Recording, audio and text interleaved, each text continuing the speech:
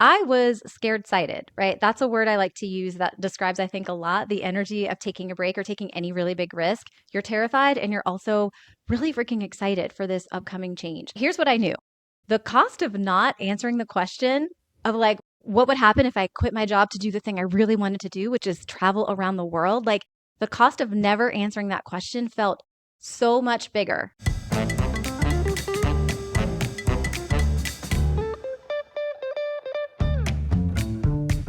Gloria Steinem once said, "We will never solve the feminization of power until we solve the masculinity of wealth." Barbara Provost and Maggie Nielsen are the team at Purse Strings that will help you navigate the ins and outs of financial independence so that you can be financially fearless. This is Women in Money, the shit we don't talk about.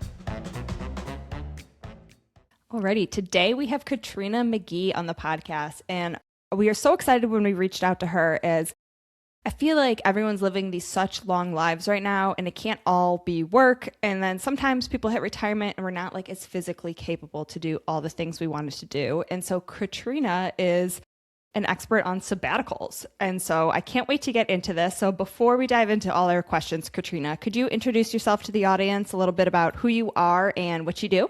Yeah, absolutely. I am a career break and sabbatical coach. So I like to say that I help people who've chased the gold stars and climb the ladder get off so that they can reclaim their time, take some rest, have some fun, live a life, and come back to a version of life that feels 100 times better. I am a corporate survivor myself. I had my first career as a healthcare actuary, left that to go get my MBA, switched careers to market research, worked at a really big company out in Minnesota, and had like a moment of conscious awareness that I was not on the right path anymore and I wasn't doing what I wanted to do. So I ended up taking a life-changing career break that lasted 20 months. I came back and landed 5 jobs in 5 weeks, and that sort of paved the way for me to do the work that I do now. So let's just start right there. Because the first time I read that, I was like, most of us can't even 5 job offers right now, it feels like. So first of all, 20-month break, that's a long time. Wouldn't ruin your career. I mean, I even see like a lot of moms who step out of the workforce and, have to explain that break, much less just wanting to see the world, which we love, by the way. Like, no shame on that. But like, how do you explain that to the corporate blah? A lot of it comes down to our belief. I like to tell my clients it always starts with us first. I'll be super transparent. I was scared sighted, right? That's a word I like to use that describes, I think, a lot the energy of taking a break or taking any really big risk. You're terrified and you're also really freaking excited for this upcoming change. And so I wasn't 100% sure what would happen, but here's what I knew: the cost of not answering the question of like, what would happen if I quit my job to do the thing I really wanted to do, which is travel around the world. Like, the cost of never answering that question felt so much bigger, and it would haunt me so much more than like any disappointing outcome if I tried to do that thing and it didn't work out the way that I wanted. So I basically like decided to like be honest and be transparent in that within myself. And I looked at what I had, right? I love to look at the facts. I'm smart. I went to a really good undergrad. I went to a top 20 MBA business school. I have people that love and support me, which is my network, right? I had done a successful pivot in the past. So I think it's really important that you look at the assets that you have already in place as you think about, could I be resilient? Can I figure this out? I really believed in my ability to figure it out. And it just felt like I don't want to have this unanswered question of like, I'm like 90 years old and I'm like, well, it would have been nice to travel around the world for a year, but I was always too afraid to try. Like, I didn't want that to be my story. And so I didn't know for sure, but I really believed in the base and the foundation that I had. And I was like, I found a career when I had no work experience, when I was just a little 21-year-old undergrad with a math degree that was like, I don't know what actuarial science is, but I guess I'll give it a try, right? So I was like, this girl can do that. She can do a lot of things. I love that. And sometimes we do have to look back and be like, well, I've proved it to myself time and time again before, so I can trust myself this time. Sometimes we have to answer the question, what's the worst that could happen? You could go back and get a job. Exactly. And even if it's a job you don't love as much as the one you had, like, jobs you can change, right? You could do that job for a year, then find a better job. And so since this is a money podcast, like, how did you see that you had the money to do this?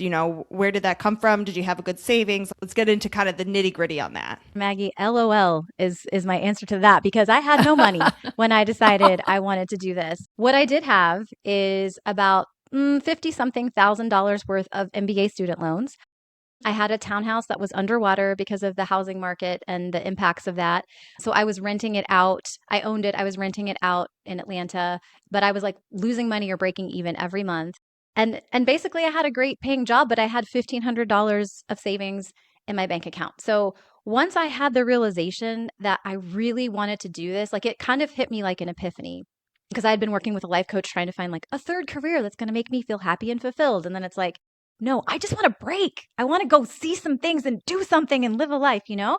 And once I had that burning desire, I had to look at the facts and I was like, I don't know how a girl affords this because this is not my reality. So I did what I could do, which is figure out how much money do I actually have to save to take a break, which at that time I thought it would be a 1-year around the world trip. I did the math. I love spreadsheets, former actuary, $38,000. So, okay, I have to come up with $38,000. How am I going to do that? I'm just going to start shifting my values to really align my spending and what I say I value are going to come together. And I just revisited the way I was spending money. And I started slowly saving a couple $100s a month, then 500, then 700, then 1,000, then 1,200. And it just started snowballing. And I saved $40,000 in 18 months. And I put my student loans into forbearance, some for deferment, depending on what the loan was. And then I went and I traveled around the world and I spent most of that money. I did have a buffer and a cushion for like if life happened, which it did happen while I was on my break in several different ways.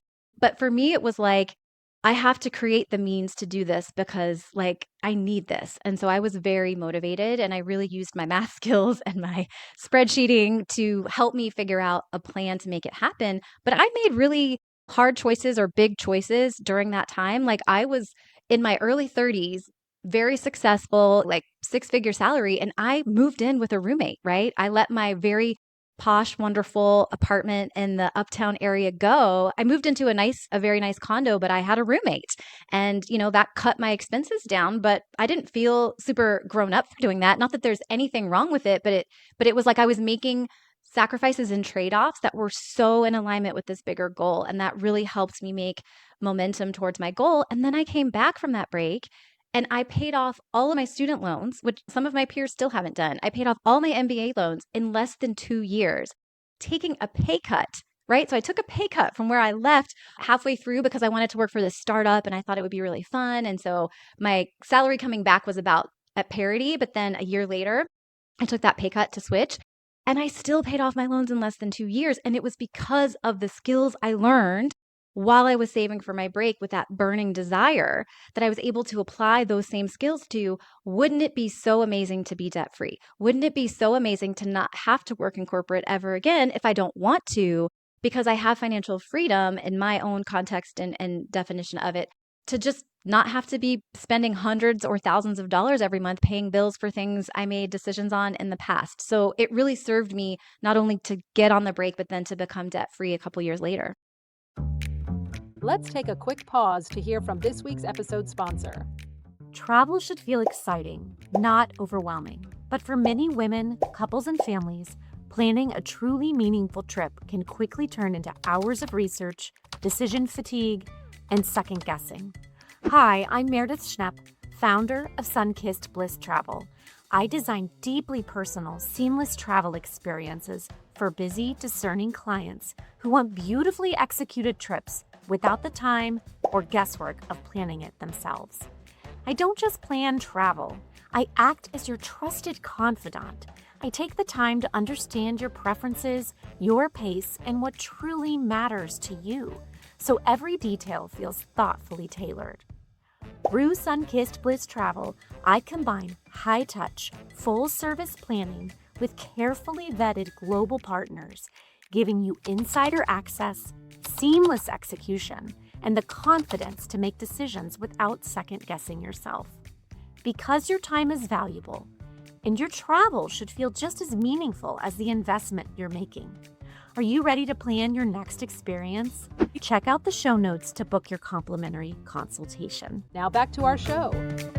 Well, I love the transparency. I appreciate that. And that it's not just like you had this epiphany and the next day you bought your flight. Like, no, you put in 18 months to that, which is the days are long, the years are short, right? And so I know that time you're probably itching, like just to get out, to do the thing, but it is sometimes you need that driver to get you there, because I know sometimes it's like paying debt, being debt free isn't as invigorating. Like, what's that next thing that's going to get me? Because just paying down the debt is not like getting me up in the morning.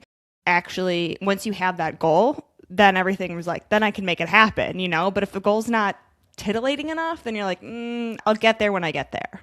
Yeah, you got to have a real crystallizing why. You've got to be clear on the why, and it has to be something that like makes your soul speak to you, like it makes your heart sing. I'm amazed. So when you do your coaching, just side note, do you teach people how to budget and save so that they can do what they want? Is that part of your coaching?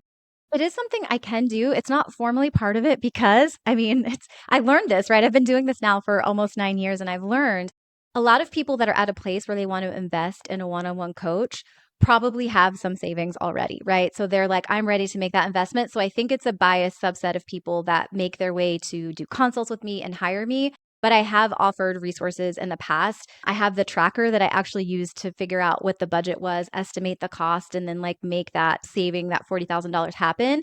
And even in my book, Taking a Career Break for Dummies, I have a whole entire like section on how to get the finances in order, because that is a big part of it for some people. But a lot of people actually can afford it at the time that they want to take it, but they really struggle to give themselves permission to invest in the break. They view it as a really crazy expense, irresponsible, sort of like I'm just going to let it all go and flush it down the toilet. And so it's reframing it even as an investment and understanding what that would do for them to help them justify spending that money. Yeah, it'll pay you back tenfold.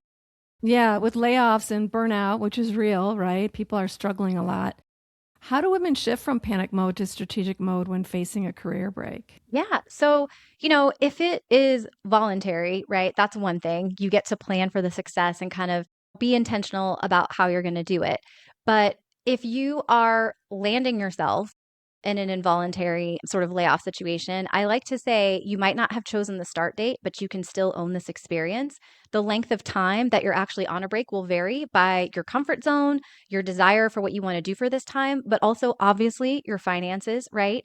But even if you can only take a month or 2 months, I really encourage people to use a break, especially if you find yourself there involuntarily, to think about and reflect on, who am I today? What do I actually even want? I like to parallel it to dating, right? Like if you're in a place where you're just desperate to find a partner and you're like, I'll take anyone. Just, do you have a pulse? Will you not like scream at me? Like I'll date anyone. I just don't want to be alone. Like when you're going up to people with that energy, no one wants to date you. It's like, why? Like it's the desperation, right?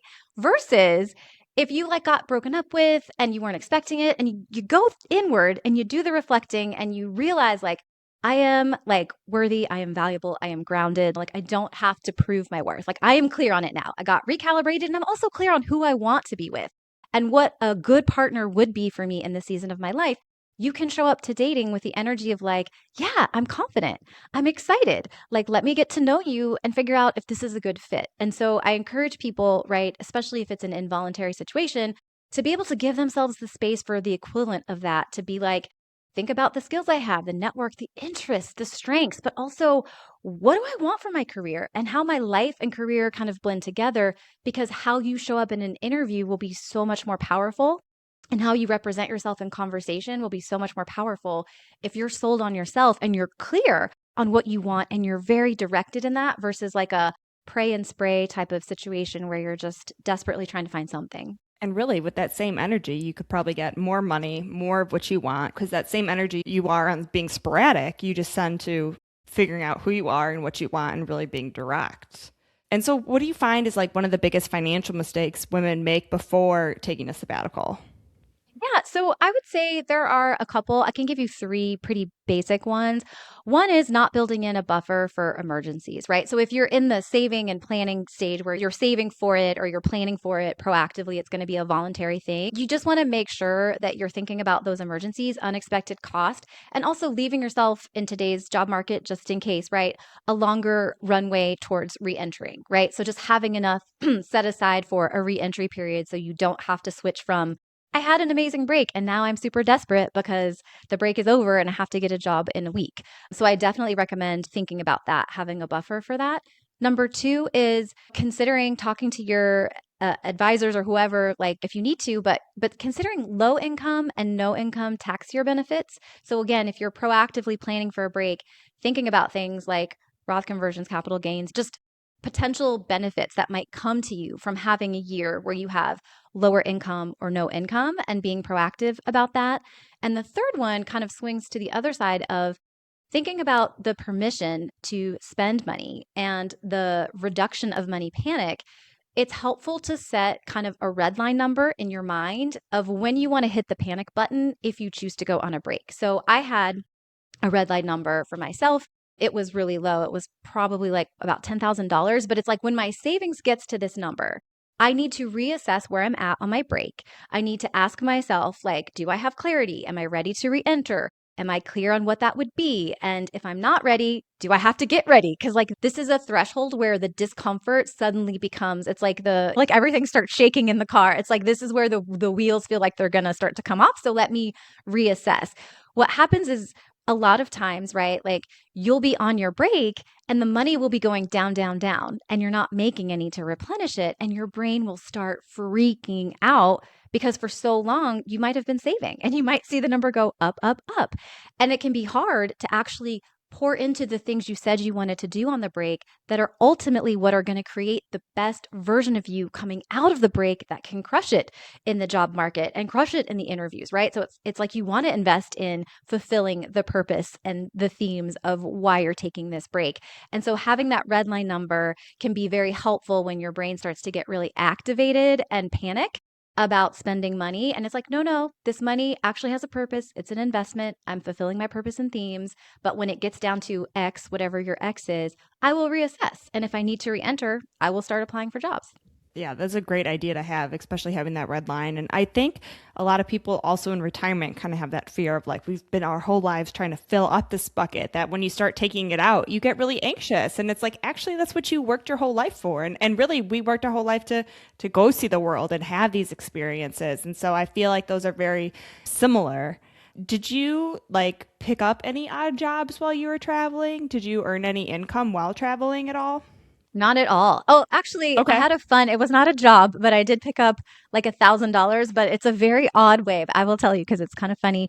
When I was on the road trip portion of my career break, I did a 3.5 month road trip through the US in a big circle. My then boyfriend, we are no longer together, but he was a really great supporter. He came along for that road trip portion of my break. And I love like slot machines, I'm not a gambling addict, but like it's always was fun to me to go in and see the lights and like, do I get the bonus round? Like it's like entertainment. And so we had this system where when we were driving, if we saw a billboard for a casino and they had a players club, which is where they'll sometimes give you like $10, $20 to like start, like get the membership and then start, we would go and we would never spend the money that we won and we would just put it into a pot. And so we went around the US and 3 months later, I think it was like something like $1,200 that we had just made, like collected. And I was like, this is great. So that was a really fun thing. But outside of that, no, it was just me being on a break. I never really picked up any side income outside of that. Wow. Yeah, sounds like fun. So someone's listening to this and they're thinking, I want to do that. I want to go do that, but I'm really scared about my finances. What's the practical first steps she should take? Yeah. I mean, first of all, know what your number is. Focus on the facts. A lot of times it feels overwhelming. It feels too expensive, too far away, too scary. Like, what would your version of an ideal break cost you? That's really important because once you start with that, if it's really high and you're like, I'll never get there, you can walk it back down. You can say, okay, well, I would love to do 6 months. That is not going to happen. But what would a 3 month break look like? Or, I thought I wanted to travel Europe, but it's really expensive, but maybe I could make this work in Southeast Asia. And so there are ways that you can sort of like narrow in, but you got to start with actually knowing that number and also understanding your finances, right? Knowing exactly how much money you have access to, and then figuring out where the gap is between what you have and what you think you need to take this break, and understanding like your monthly expenses and those ongoing expenses. So I think having like a factual sort of snapshot of those key indicators, that's critical. And number two is be able to articulate the purpose and the themes for the break. Because when you can, back to the why, right? Like Maggie mentioned, like having a really strong, compelling why will absolutely unlock creativity, ingenuity, and resourcefulness. And so you've got to connect to, why would I even take this break? And what would be the 3 to 4 things, like pillars, themes that I would focus on to fulfill the purpose? And when you have that picture, suddenly you see the bigger deal that is like really at stake for you taking this break. And it's like, oh yeah, like I got to make this happen. And so it can really help, kind of like calm some of the fears. I won't say all of them, but it can really start to like bring a clear picture of what would make it worth it, right?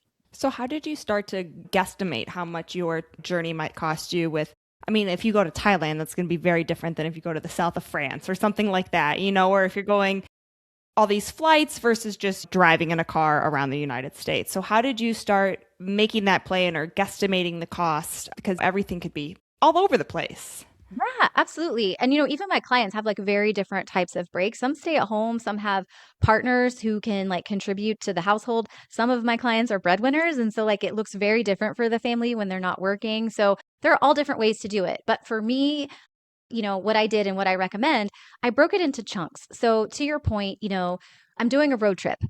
Okay, I'm doing a road trip through the US. I have friends, but I also am going to have to do some hotels. So I'm mapping out my stay and I'm trying to guess like, okay, if I'm doing a big circle, about what percentage of the nights would be with someone that would just host me versus on my own for hotels. And then I'm setting a budget for that, right? I'm saying I don't want to spend more than $75 a night on a hotel on average.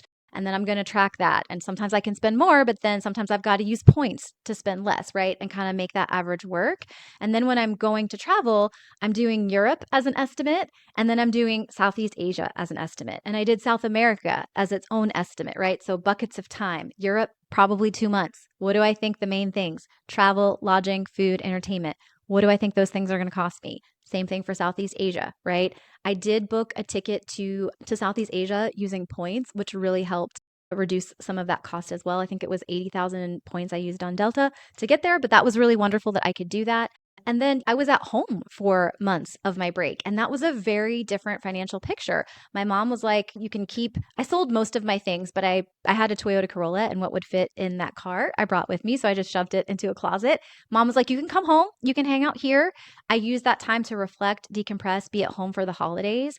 And so financially, like that was a really great time, right? Then it's just my life insurance, my car insurance, like it's the very basic maintenance things, but it wasn't the added expenses. And so I basically broke it up into these different portions where the cost would be really different or really variable from one another. And I just tried to estimate for the length of time, like what I thought that picture looked like. And then I just would round up to the nearest, 1,000, 2,000. And then I added a buffer in case I was wrong, right? In case I was off on something. The key is the buffer. Did you hit your target? I did. That is how my 12-month break turned into a 20-month break. I was 8 months in and I was tracking what I was spending in my little spreadsheet. And I was like, holy crap, I have so much money left. Like I thought I was going to be close to broke right now. And then I was like, what do I do with this? Do I pay off my loans? Do I go back to work? I don't know. And then I was like, I'm just going to keep traveling. And then I did. And it turned into 20 months. And I do not regret it, but that was why I got to turn a 12-month break into a 20-month break, is because I was doing such a good job. Like I overestimated and I was just becoming really good with spending money, doing things I wanted, but like being very thoughtful about where I was spending my money. It's not very often we overestimate and spend less. So that's such a nice turn of events right there. Yeah. Plot twist in a good way. So what does kind of a career break reveal about how a woman values herself and not just her paycheck? Because I feel like you just learned so much about you and have so much growth personally. I mean, I definitely did. It was life-changing. And I think that is always my goal for anyone that comes in contact with me, whether they work with me or just happen to like be in my world. I want them to see it as an opportunity to change their life for the better. I think what it signals, right, when a woman is like, I'm ready to like do this thing, like, what am I signaling? Instead of thinking about the negative that people associate, like, I'm irresponsible or I'm just throwing it all away, I think it's the opposite. I think that it's signaling I prioritize my own well-being. It's like a middle finger to the status quo that says, as a woman, everyone else comes first. Like, I come last. Does everybody else have what they need before I focus on myself? Like, this is about you prioritizing your well-being. It's about saying and demonstrating, hey, I'm worth an investment where the ROI is about who I become and how I experience my life versus some like financial return on paper, like those are the only ones that get to make sense. Is it going to boost my career immediately, or is it going to like return my finances? It's like, yeah, but also me, like my well-being, my happiness, my fulfillment. And I think it's also a symbol of believing in your own potential. You have to believe, like I did, right? That I have the tools I need to come back even better because I see the value of what I have created and what I've done for other people and other companies. And I believe in the potential that I can be even more. And that pouring into myself and getting really freaking excited about my life and getting my spark back and doing some stuff and resting and recovering, like the potential of who that version of me is even bigger and better. I love that, giving the finger to the status quo. Good for you. And I've got to ask, how much of this travel did you do alone? Because I feel like that's a big thing for women, is like, that's a big step, is like doing an alone trip. A lot of people say like, this is the first time I've been out of the country by myself or doing it by myself, which I think is another even added just growth and value of like, I could be independent. I can take myself out to dinner. I don't need these others, and I can meet people, right? Absolutely. I did study abroad my last semester in business school in Barcelona, but you're with a cohort of people and a bunch of other students. And so you're doing things with them, even like the traveling to other countries in Europe, within Europe, you're doing it with them. I had only taken one trip by myself, and that was getting from Barcelona to Belgium and traveling in Belgium for like a long weekend. And I think in Brussels, and then coming back. That was it before I took my break. So I absorbed at that time, Instagram really wasn't a thing. There weren't like vlogs and things like that. It was basically travel blogs and books. And so I was reading, and just absorbing all this information to psych myself up and feel like I was packing and preparing as best I could. But it was really scary and really hard whenever I thought about doing it as a solo female traveler. But I just knew I didn't, again, want that to be, I didn't want fear to be a thing that stopped me from living the life I wanted and getting to experience what I really wanted to experience in life. And it was life-changing. So I did have a boyfriend at that time. He came with me on the road trip through the US, which is where we're both from. So that didn't feel so hard for me. But then we were apart. He did come visit me for a couple of weeks in Argentina. But outside of that, when I was living in Argentina, when I was in Colombia, when I went to Europe, when I spent 4 months in Southeast Asia, like all of that was solo, me by myself.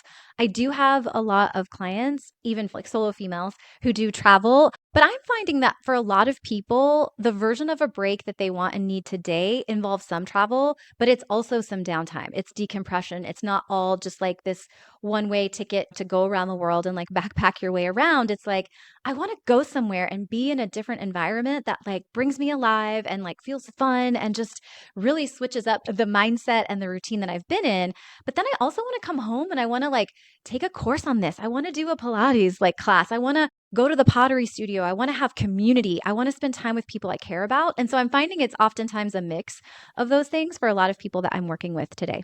Yeah, that makes a lot of sense. Is sometimes we just don't even relax at home. I know some people that are like, finally, I could like maybe do that project I've been thinking about, or cook a meal that I've been wanting to try, or just something relaxing. It can't always be go, go, go. Mm-hmm. For sure. Your story is really amazing. And tell us a little bit about the coaching that you do. Yeah. Well, I'm a certified life coach. I just believe that breaks are catalysts for a better life. They're like a portal, right? The break itself won't change your life, but who you get to become through that experience can really change everything. And so I work with people in a one-on-one way when they want their hand held and they want to do some really deep reflective work about who am I now and how do I design this break so that it gives me everything I need to come out of it on the other side, really excited, maybe even rethinking how life and work fit together. And then I also am a co-founder of the Break Space community, which is a place where it's a global community where people come together, whether they're thinking about a break, planning a break, or actually on a break, and they get to see each other's little faces on the screen and share best practices. But I have found there's nothing quite like seeing like 30 other humans' faces on the screen that are in the exact same place that you're at when you're in this very unconventional, sort of like scary, exciting place of wanting to take a break. And so I think it's really important to have a sense of community to be able to wrap around that. So yeah, those are the two ways that I help people on the journey, in addition to having a book and a podcast all about like nerding out about all things career break. I love it. And so what's your kind of is this just then your full-time gig now, and you're a nomad as well now? So like traveling has now become the career? Yeah, I'm like a slow mat. I just sort of wander around. A lot of times it might be even work related where I'm just sort of like, hey, there's something to speak at or like something to do over here. So I'll just extend my trip to California. I'll see my friends in Seattle, like that kind of thing. But yeah, I've been doing this full time since 2020 and it's been really amazing and it's really like grown. I mean, I got to be honest, it was really crazy and out there to be talking about sabbaticals and career breaks in like 2017. I don't even know how I had the courage to do it, but like it is so much more of a thing now than it ever was and I just see it continuing to grow. But yeah, I do this full time. I love it. I'm super passionate about it. And then I do travel, sometimes for fun, a lot of times for work. But I just kind of move around, roam around. And so where's the next trip to? Australia. So I've never been. Ooh. I'm like excited to go, but my business partner, my co-owner of Breakspace actually lived in Amsterdam, but she is an Australian citizen. So she and her family moved back to Australia officially. I've met her in Amsterdam several times, but I've never been to Australia. And she's like, okay, well, we got a house on the beach. They live on the beach. I mean, across the street from the beach, but like at the beach. And I'm like, oh my God, this is going to be so good. So we're going to do like a work retreat and I'm going to go out there for a couple weeks and travel around and it'll be really fun. So that happens in about 6 weeks. So I'm looking forward to it. And do you splurge on like a first class ticket for a long flight like that? Oh, Maggie. Okay. So the universe loves me is what I've decided. My sister, love her. She actually works for a major airline and she decided several years ago that I get to be her companion because she really supports the work I do and the mission I'm on. And so I've been her companion for like 6 years. And so I actually will get to fly to Australia. I will have to fly standby, but I will get to fly for just the taxes and fees. So I'm guessing that will probably be like $300 or something, but it will be a very affordable flight. I got to get a new sister. Or tell your sister, forget this doctor stuff. Go work for an airline. Yeah, go work for an airline. I could use some flights. I could be your companion. Well, my sister was a PA, so she actually was like a medical professional and she's just like, I want to live a life of freedom. And so that's one of the two jobs. She does some health stuff on the side, like very like Eastern meets Western med consulting, but she does have the airline job for the flight benefits. I'm like, thank you, sister. Those are benefits for sure. Here's a mom question. How much does your mom worry about you? Oh my gosh. My mom has like a worry track that I don't think I could ever fully mute, but her level of worry, I mean, because I started my career break in 2013. So I've sort of like inoculated her and sort of like numbed her senses. I've like worn her down. So after 13 years, she's just like, please tell me where you're going. And then she's like, okay, please tell me when you think you'll be back. But I would say her worry, like if it was a radio dial, was like at a 10, right? When I was traveling alone for the first time, 10. And then over time, like every year, it comes down like a half a notch to a notch. So she's probably at like a 4 to a 5 right now. Okay. Such a mom question. It is, but I get it. I mean, you'll get it someday, maybe. So Katrina, this has been so much fun, but there is a question we like to ask all of our guests. And so after building your entire career around helping women take intentional breaks, what does financial freedom mean to you now? Yeah, it absolutely means not letting money stand between me and my dreams, my self-care, and my biggest desires, right? So being able to have a financial situation where I don't let money be the thing that stops me from living the life that I want to live. I'm a good steward of my money. And I also believe in my resilience and ability to make more and figure it out. And so for me, like having achieved financial freedom and like encouraging my clients to go for that, it's like, what do you need your life to look like so that money is not the thing that holds you back from your life? Preach it, girl. I love it. Thank you so much for coming on today and sharing the story and sharing your expertise. I thought it was very inspirational. I know our community is going to love it. And I just think this is exactly what you said. Women put everybody else first. And so I think this is a great opportunity for them to put themselves first and also not wait until we're 65, 70, 75 to do these things, but do it when we're capable and we're young. And it's just such a different experience, I think, at that time. Not like I'm 65 yet. I'll let you know when I get there. But we appreciate it, Katrina. This has been awesome. Yeah, it's been fun. And we'll put your book and your podcast and all your links in the show notes so everyone can get a hold of you, and keep on doing what you're doing. And I hope women listening out there step out on that skinny limb where you're a little bit scared, but talk to Katrina and live the life of your dreams. Until next time, be financially fearless. You've been listening to Women in Money, the shit we don't talk about. Now it's time to take what you've learned and make bold moves towards financial independence. Stay in the know by joining our newsletter for exclusive tools, resources, and updates that keep you financially fearless. Head to pursestrings.co and sign up today. Need a financial professional who gets it? Turn to Purse Strings' curated directory, your go-to resource for financial experts who know how to put you first. Love this episode? Leave us a review and help us empower even more women to own their financial power. Until next time, be financially fearless.